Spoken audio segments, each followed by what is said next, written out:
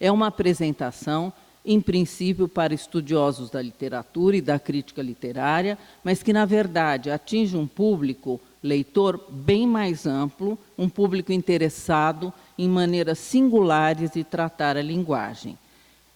Bezerra chama atenção, nesse texto, para o fato de não se tratar de um simples, estou citando, um simples livro de crítica literária, mas de um livro de teses, como ontem nós já ouvimos também.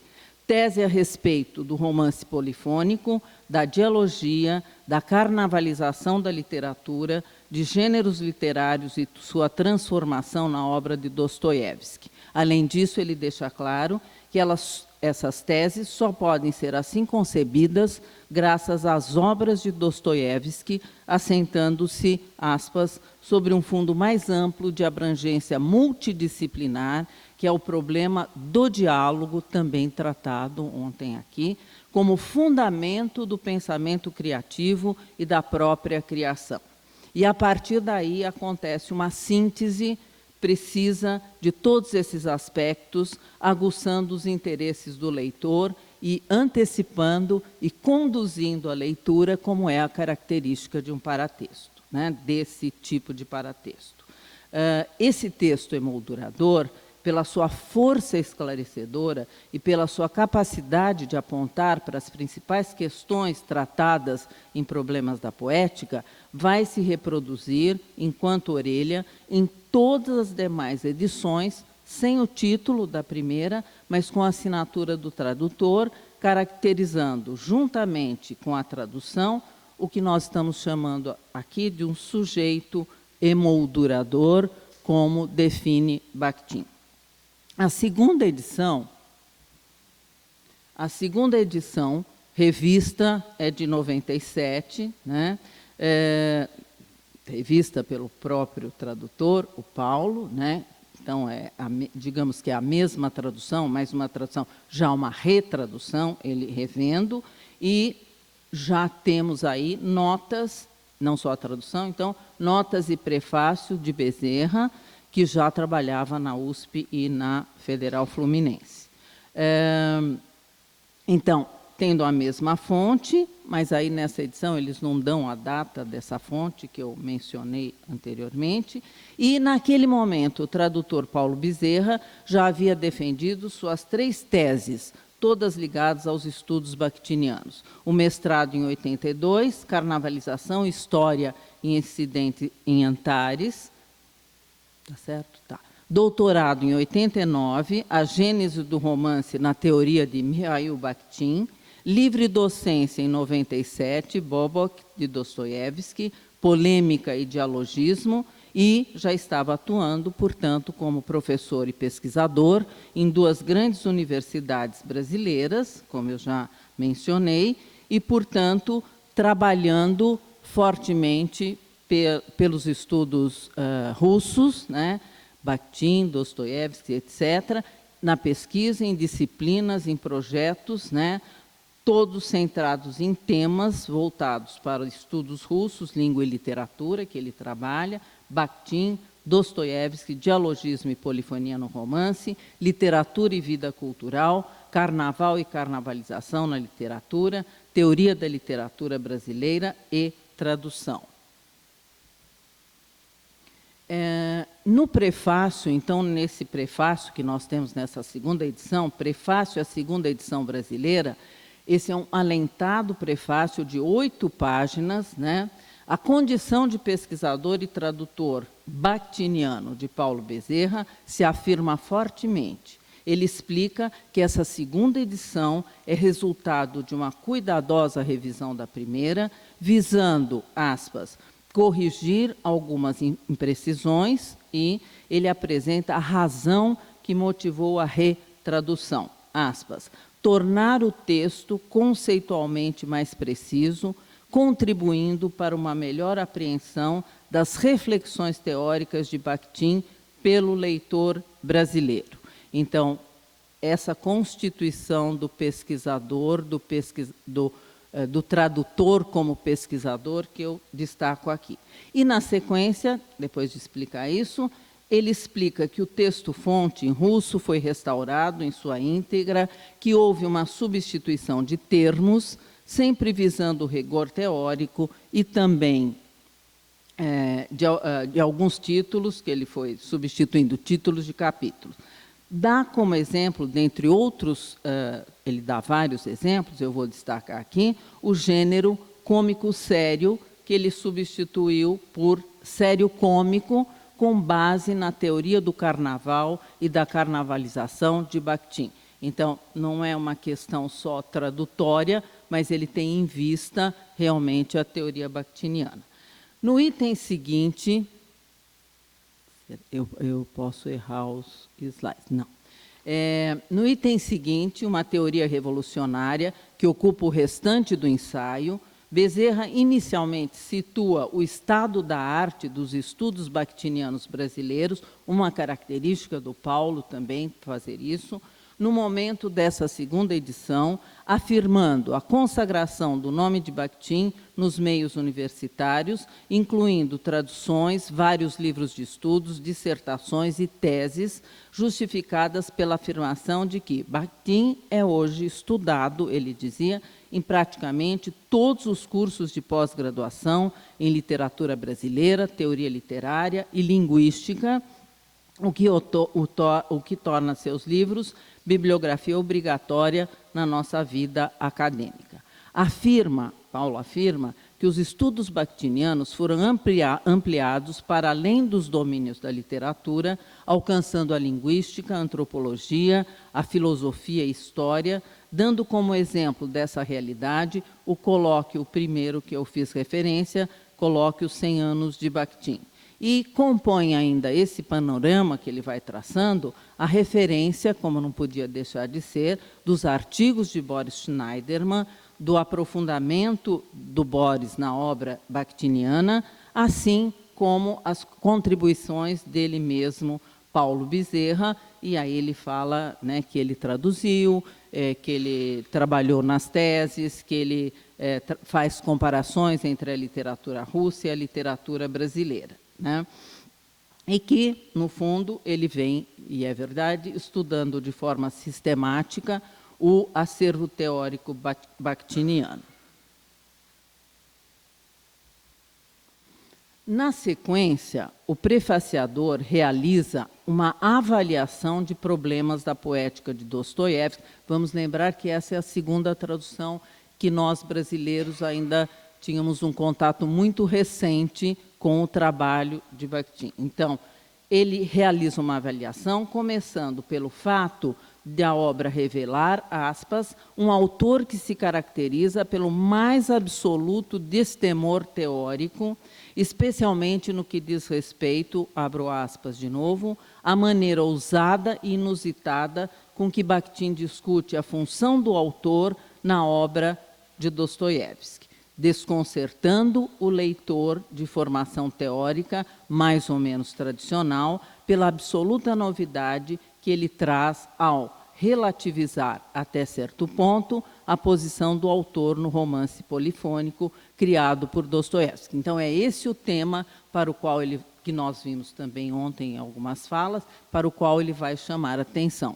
Então, a partir dessa afirmação, que já desperta o interesse do leitor, Bezerra dá uma verdadeira aula teórica sobre essa reflexão bakhtiniana, ainda muito atual, que parte da hipótese de que, aspas, as personagens de Dostoiévski revelam uma notória independência interior em relação ao autor na estrutura do romance. Por meio de por meio de uma leitura competente de autoridade no assunto, Bezerra toca nos pontos fundamentais da argumentação bakhtiniana para afirmar que Bakhtin admite liberdade e independências das personagens em relação ao autor na obra dostoiévskiana, mas deixa claro que, sendo dialógica, a totalidade do romance, sendo dialógica, então o autor também participa do diálogo, mas é ao mesmo tempo o seu organizador. Esse tema também apareceu ontem de alguma maneira. Menciona aí nessa avaliação, o texto para uma reelaboração de problemas da poética, sinalizando a partir daí a visão filosófica de Bakhtin e o fato de o homem personagem ser produto de discurso, considerando que, Paulo falando, no universo polifônico, tanto o discurso do herói quanto o discurso sobre o herói derivam do tratamento dialógico, ou seja, o autor participa do diálogo em isonomia com as personagens, mas exerce funções complementares e muito complexas. Então, isso era 97 e nós já estávamos discutindo, Paulo já estava nos mostrando essa discussão. Ele reitera e aprofunda a ideia de que Bakhtin desenvolve o tema do autor como um fenômeno estético. Refere-se ao texto O Autor e o Herói na Atividade Estética, né, escrito lá por volta de 24, comparando o tema do autor-personagem, como está em Problemas da Poética. Agora ele faz a referência a 29, né, ele estava trabalhando 63, ele faz a referência a 29, que, segundo ele, apresenta um tratamento mais conceitual e mais preciso, constituindo-se na Paulo, chave para a compreensão da teoria bakhtiniana. Mas ressalta também que é no texto O Autor e o Herói na Atividade Estética que se encontra a afirmação fundamental para a ideia do autor em Bakhtin. O autor criador nos ajuda a entender também o autor homem. Como se vê, segundo ele, existe uma relação direta entre a criação artística e o ser humano enquanto essência criadora. Então, é possível afirmar que esse paratexto, fundamental para aquele momento e que ressoa até hoje nas leituras e nos trabalhos brasileiros sobre problemas da poética,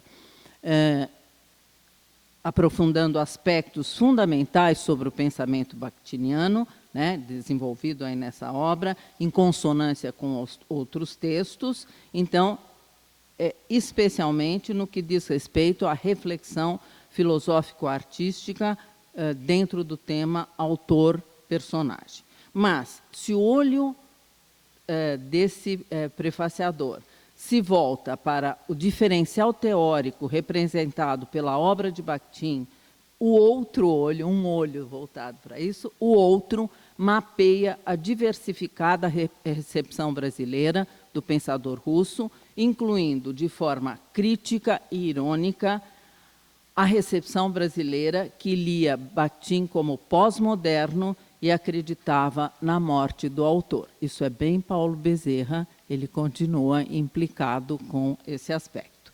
E, para finalizar as considerações sobre esse paratexto e o papel fundamental representado por Paulo Bezerra enquanto sujeito emoldurador, configurado no conjunto tradução mais textos moldura, há mais um elemento que caracteriza aquele contexto de recepção, ou seja, a ausência de uma distinção clara do ponto de vista dos títulos entre problemas da obra de Dostoiévski e problemas da poética de Dostoiévski. Nesse prefácio, a data da primeira edição russa aparece, existem várias observações, então a data 29 está presente, a obra de 29, como não poderia de ser, claro, para se discutir problemas da poética, mas não existe a citação de problemas da obra, o título. Então, há elementos que sugerem a existência das duas edições, como a referência, por exemplo, ao texto para uma reelaboração de problemas da poética de Dostoiévski, mas que vai aparecer na quarta edição, ele vai juntar, e da Estética, em 2003, também a tradução feita por ele, como Maria Helena já indicou, e o adendo à guisa de comentário, que também vai se incluir em 2008 e 2010. Então, essa segunda edição apresenta na quarta capa mais um paratexto. sem assinatura e composto de 3 parágrafos. O texto destaca a condição de Dostoiévski como um dos maiores romancistas de todos os tempos, isso é na 4ª capa, e a originalidade da análise feita por Bakhtin em Problemas da Poética, e essa 4ª capa vai se repetir em todas as seguintes. Essa é só um resumo para a 4ª capa. Bom, a 4ª edição, a 3ª edição, que aparece em 2002, reproduz os mesmos paratextos da 2ª. Orelha, prefácios à 2ª edição e a 4ª capa. Mas vocês veem que a capa já é completamente diferente, mas o resto é igual. A 4ª edição, a 4ª edição, que é de 2008, agora sim, revista e ampliada pelo mesmo Paulo Bezerra, traz um outro prefácio que se intitula Uma Obra à Prova de Seu Tempo, oferecendo aos leitores mais um consistente paratexto, o qual, ao longo de 18 páginas, aquele era grande, mas esse é um ensaio de fôlego, reafirma a autoridade do tradutor, pesquisador e ensaísta, motivando a antecipação de aspectos fundamentais do que o leitor terá pela frente. E ele explica de imediato que essa edição antecipa em uns anos a comemoração dos 80 anos, ele está se referindo a 10 anos atrás, de Problemas da Poética, ele não fala problemas da obra, sugerindo sua vitalidade como motivo principal da duração no tempo e da capacidade de ampliar-se na recepção. Em seguida, ele passa as características da retradução, então ele sempre está justificando essa retradução, refere-se à condição de Problemas da Poética como uma obra consagrada no Brasil e no exterior, explica as razões da retradição, que implicam uma cuidadosa revisão, incluindo, isso é muito importante, incluindo traduções diretas das citações dos romances de Dostoiévski, que ele havia feito indiretamente na edição anterior, justificadas não só pelos problemas das edições brasileiras existentes, mas especialmente por razões teórico-conceituais que ele justifica novamente, como fez na primeira.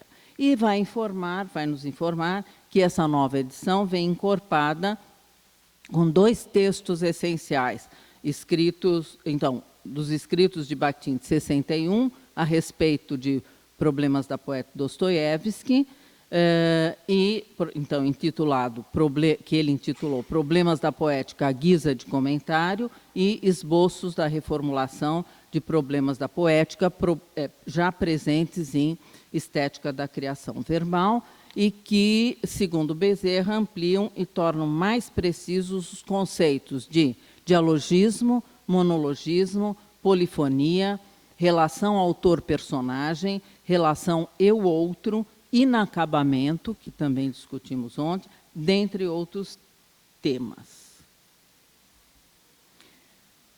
O item seguinte, intitulado Uma Revolução na Poética do Romance, apresenta e discute a pertinente ideia de que Problemas da Poética representa uma autêntica revolução na teoria do romance, como gênero específico e produto de uma poética histórica, que tem continuidade em outros importantes textos presentes em questões de literatura e de estética.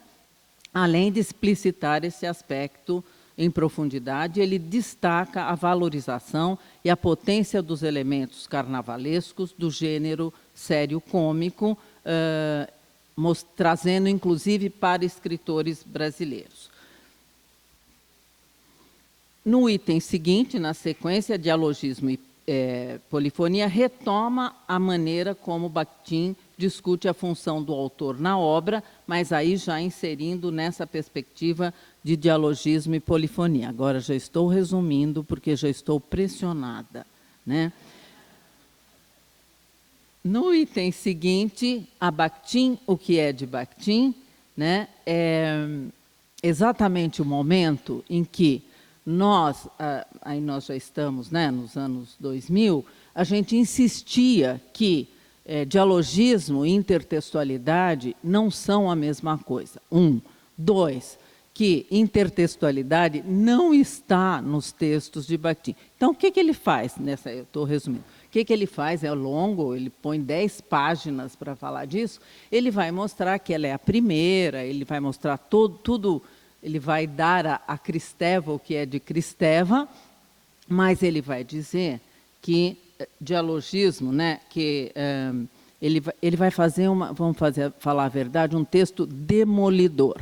Ele vai fazer um texto demolidor no sentido que ele vai centrar especialmente naquilo que Kristeva diz da concepção de dialogismo como intertextualidade, e pior que isso, que o irrita profundamente, afirmar que a linguística estrutural e a psicanálise foram um fundamento profundo do pensamento bakhtiniano. Então, esse item termina com essas considerações, e eu quero dizer que tem gente até hoje que acha que tem intertextualidade como um termo de Bakhtin. Mas merece ler, porque ele fala com todas as letras ali, né? A quinta edição, ela é muito parecida, é uma reescritura, mas ela contém os mesmos paratextos. E eu vou, então, para o meu final, né? Para concluir, os paratextos que acompanham a tradução e as retraduções de Problemas da poeta Dostoiévski formam um conjunto privilegiado para a confirmação das hipóteses que motivaram esse trabalho. De um lado, a ideia de que as retraduções de uma obra constituem o acesso ao conhecimento produzido em uma língua-fonte, em dado espaço-tempo, instaurando a sua existência pela língua de chegada em um novo espaço-tempo, em outra cultura, incorporando-a a novos sistemas de produção, circulação e recepção de saber. Deu vontade de citar o Lotman, eu estou falando do Bakhtin, né? A retradução, como afirmamos logo no começo, é um gesto de acréscimo de novos modos de ler e escrever aquele texto no espaço da retradução. E, juntamente com isso, né, a retradução, os textos que molduram essa retradução estão umbilicalmente ligados a ela e têm como objetivo a necessidade de antecipar a leitura e conduzir o leitor para esse novo modo de ler, comentando, avaliando, interagindo diretamente com a concepção, com a recepção, explicitando as qualidades e a originalidade teórica ou literária dessa obra. Então, termino, é meu último parágrafo. Eu pulo isso. Os 5 textos... Não preciso pular. São 2 parágrafos, desculpe. Os 5 textos moldura de Problemas da Poética em português, exceto a 4ª capa, todos foram escritos por Bezerra, então esse pesquisador, professor, especialista em Dostoiévski, especialista em Bakhtin, né? Em Bakhtin, dentre outros pensadores e escritores russos da literatura, e, portanto, um dos concretizadores dos estudos bakhtinianos no Brasil. Essa especialização, que eu chamei de institucionalizada, tanto no campo acadêmico como editorial, expõe sua proximidade e familiaridade com as fontes primárias, assim como a participação ativa na produção de uma perspectiva bakhtiniana brasileira, tanto pela via da tradução, retradução, como pelos estudos teóricos aprofundados e pela explícita e atenta consciência em relação às formas de recepção do pensamento bakhtiniano no Brasil. Os textos moldura de Problemas da Poética Dostoiévski, nesse panorama, constroem a imagem desse segundo sujeito, como diz Bakhtin, né, no sentido bakhtiniano do conceito, instalando-o ativamente, ao menos, em 3 espaços articulados: o retradutório, retradutório, o teórico, uma vez que ele dedica grandes espaços desses paratextos aos temas fundamentais desenvolvidos por Bakhtin, e o avaliativo da recepção da obra no Brasil. Então, muito obrigada. Agradeço mesmo mais uma vez à plateia e a quem me convidou. Muito obrigada.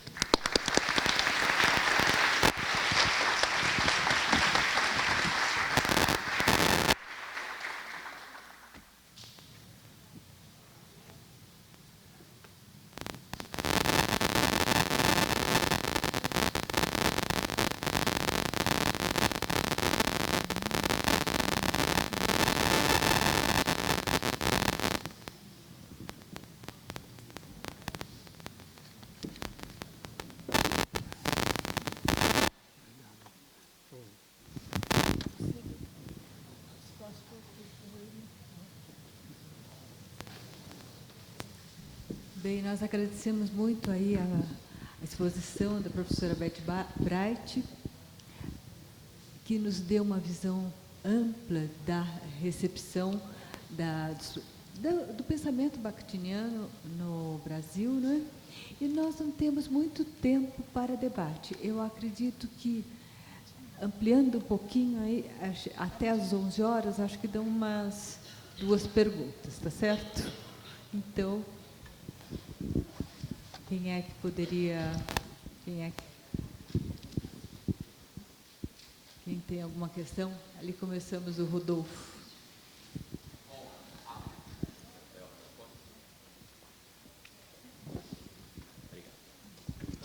Bom dia a todos e todas. Agradecer muito a mesa.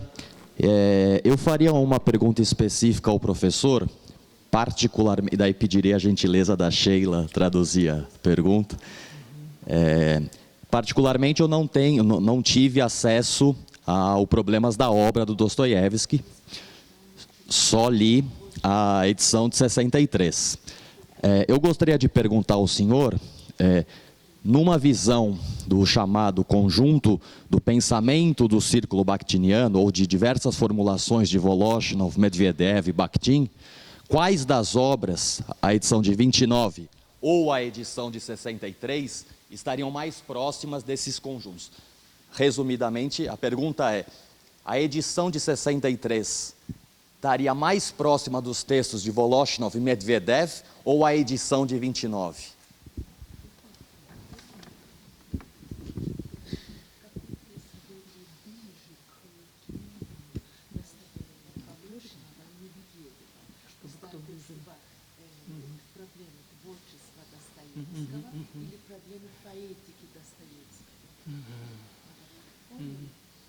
Да, понял. Obrigado. Это интересный вопрос. Я не задумывался об этом, и поэтому не считаю возможным ответственно отвечать на этот вопрос. Ele disse que ele não tinha pensado ainda sobre isso, por isso que ele acha que tem um pouco de dificuldade para responder de modo sério, consequente sobre a questão. Só.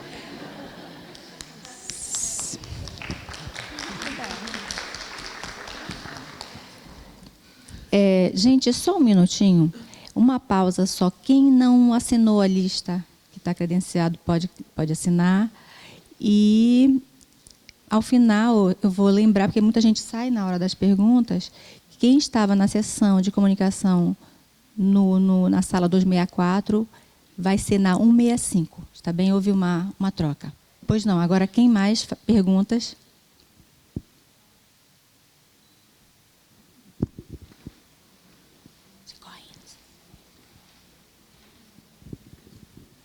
Quero agradecer novamente por essa mesa maravilhosa. E a minha pergunta, eu tenho várias perguntas, mas vou reduzir a uma só. A minha pergunta é para a professora Beth. Me chamou a atenção o termo retradução, que você usou na sua apresentação. E eu queria perguntar se esse termo ele vem desse corpus de Paulo Bezerra ou não. E porque, a princípio, eu pensaria na palavra reedição, né? Eu gostaria de ouvir um pouco mais sobre a escolha, então, desse termo. Por quê? Certo. Muito obrigada. Caterina, obrigada pela pergunta. Na verdade, para a gente pensar a questão dos paratextos, a gente está partindo da tradução, né? Então, das traduções. E a gente foi buscar nas teorias da tradução, e aqui nessa nossa casa a gente tem o Álvaro Faleiros, que é um especialista, né, em retradução. Evidentemente, ele trabalha com Mallarmé, ele trabalha com poetas franceses, etc., mas ele tem uma teoria sobre isso. Então, a palavra retradução, inclusive, ele coloca entre parênteses. Isso está dialogando com alguns autores estrangeiros, mas é uma construção básica dele, e no artigo que eu uso, há vários artigos que nós usamos, Matos e Faleiros, que também é um orientando dele. Por que retradução, né? Por que ele usa esse termo e não reedição? A ideia da reedição é a ideia editorial, que você tem, então, uma edição, uma segunda edição. Se nós pensarmos, por exemplo, na Problemas da Poética de Dostoiévski, na verdade, você tem a tradução, que é uma, chamada primeira edição, e depois você tem a retradução como segunda edição. Tá?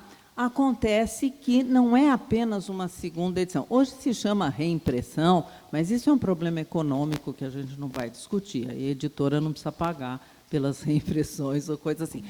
A questão da reedição é que você vai ter leituras, formas de ler diferentemente o mesmo texto. Retradução. Eu vou dar exemplo da sua retradução, Caterina. A gente tem a tradução do Voloshinov, né, do Marxismo e Filosofia da Linguagem, em 79. Ela é uma leitura, enquanto tradução, é uma leitura, é uma releitura, por isso a ideia do segundo sujeito, que vem do francês. Então, nós não tivemos... Claro, quando eu falei do primeiro colóquio, ainda os nossos contactos eram dos franceses. Tudo se explica num contexto de recepção, né?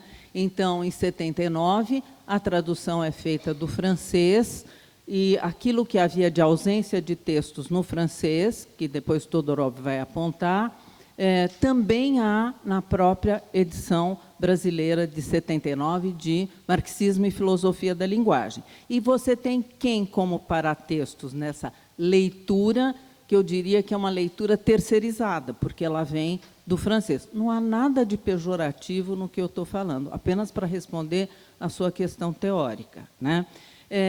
Ela é feita assim, naquele momento, ela nos alimentou durante quase 3 décadas, então nós não podemos, como se diz no Brasil, cuspir no prato que comemos, né? Foi ali que nós nos formamos, mas é uma forma de ler que responde àquele contexto de recepção. Quase 3 décadas depois, quando você e Sheila resolvem traduzir diretamente do russo, eu não posso dizer que é uma reedição. Ela é uma nova forma de ler o texto. Então, e num contexto diferente de recepção. Nesse momento, 2017, que vocês lançam, nós temos toda uma construção do pensamento bakhtiniano, já de pesquisadores institucionalizados, de gente que trabalhou de fato, né? Trabalhou de fato com Bakhtin, indo até a Rússia e ouvindo da Rússia para cá também. Então, não é uma nova forma de ler. Ela não é. Então, eu concordo com a teoria do Faleiros e com as teorias da tradução, que falam que você, num novo contexto, né, o contexto de recepção, ele também explica essa retradução, essa nova forma de ler. Daí a ideia de que, embora a tradução de vocês venha diretamente do russo, nós temos duas. Então, no grande tempo da construção dos estudos bakhtinianos, essas duas traduções dialogam, elas estão lá, né? Elas responderam e respondem a cada um dos contextos. Então, reedição é pouco, porque revisão é um conceito, né, uma formulação conceitual a partir de teorias da tradução. evidente que elas foram feitas, né, Faleiros, especialista em literatura francesa, elas foram feitas e pensadas mais da perspectiva da literatura. Mas não importa, quer dizer, se o Mallarmé já foi traduzido no Brasil, Haroldo de Campos, Faleiros retraduz, ou outro... Isso significa, não é que aquela tradução era ruim, ela pode ser, né? Às vezes é, mas nós não estamos discutindo a qualidade. Mas a necessidade de uma tradução, como ela é feita nesse contexto de recepção. Então, agora, em 2017, nós temos uma retradução, uma tradução do russo, que é uma nova forma de ler, respondendo a esse novo conceito. Então, foi assim que nós pensamos para essa pesquisa e poderíamos, não é isso que nós estamos fazendo, discutir as traduções, claro, mas não é isso. Nós estamos mostrando que os próprios paratextos, textos moldura, que a gente, aí é o conceito a gente pegou do Bakhtin mesmo, eles também mostram isso. Quer dizer, quando você e Sheila colocam só brasileiros como assinando os paratextos,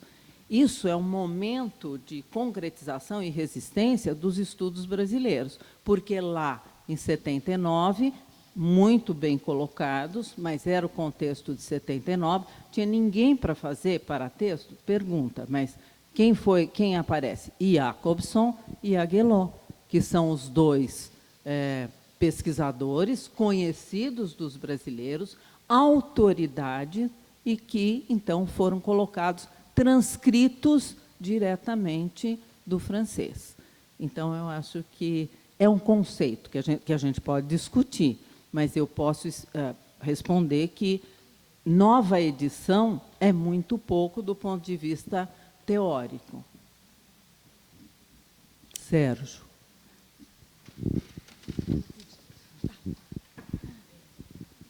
Respondi, Caterina. Eu vou... Uma perguntinha rápida, que nosso Sim. tempo aqui está... Vou fazer dois comentários muito breves, muito rápidos. Um para o professor Nicolai e outro para a professora Bright.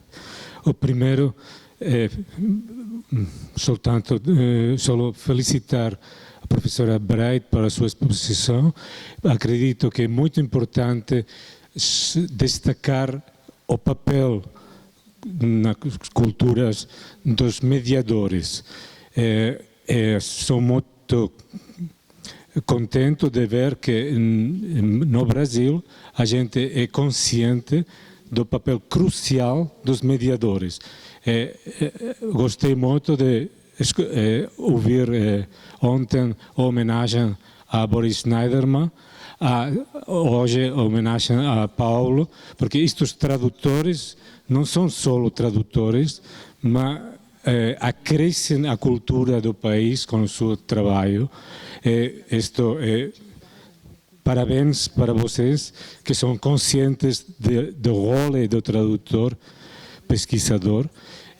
Desgraciadamente, na Europa, a figura do tradutor não é tão valorizada e acredito que é um mérito seu de ter consciência deste papel fundamental do bom tradutor que não só traduz, mas introduz uma voz numa cultura.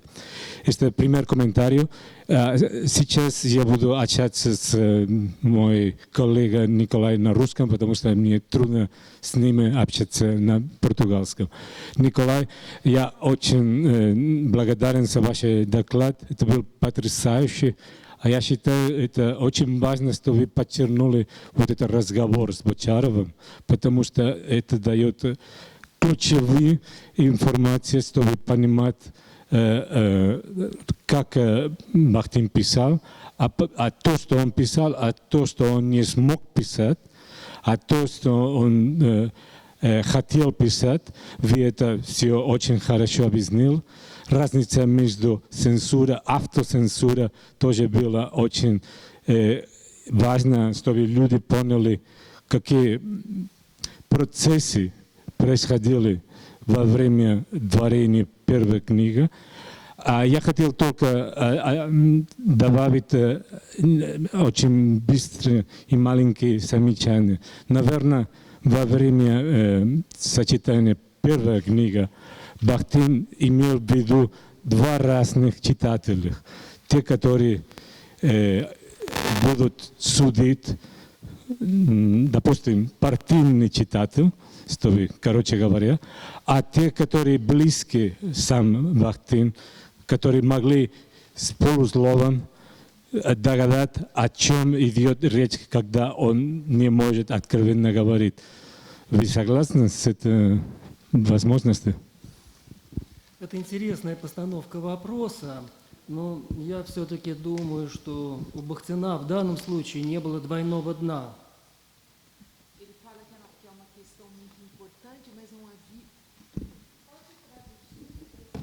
Ele falou que é uma questão importante, que ele colocou sobre... Kátia, você pode daí falar dele aí? Eu já até me esqueci. A pergunta o Sérgio deu parabéns pela fala, pela mesa maravilhosa, pela fala do professor Vassiliev, disse que foi muito importante para mostrar essa questão da censura e autocensura como um momento essencial na produção dessa obra. E ele perguntou se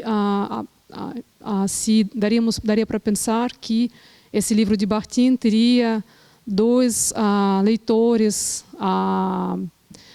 possíveis, né? Que o Bachtin visasse dois leitores possíveis. Um leitor do partido, né? Que não perceberia essas nuances, e outro leitor mais próximo do círculo de Bachtin, que, com leitura mais atenta, teria percebido esses subtextos. E o que ele podia, não é, Kátia? O que ele podia ter escrito, o que ele escreveu, o que ele estava proibido. E ele estava falando sobre que é uma questão muito importante, e fala desses dois níveis do texto. Não, ele só destacou da importância de colocar a questão e de terem esses dois níveis de possibilidade de leitura do texto. Alguma coisa, Kátia? Que ele falou, que você quer acrescentar? Obrigada. Bom, então, muito obrigada a vocês, a plateia, a todos vocês, especialmente aqui a nossa banca, a nossa tradutora e aos professores, a Beth Bright e o professor Vassiliev. Muito obrigada.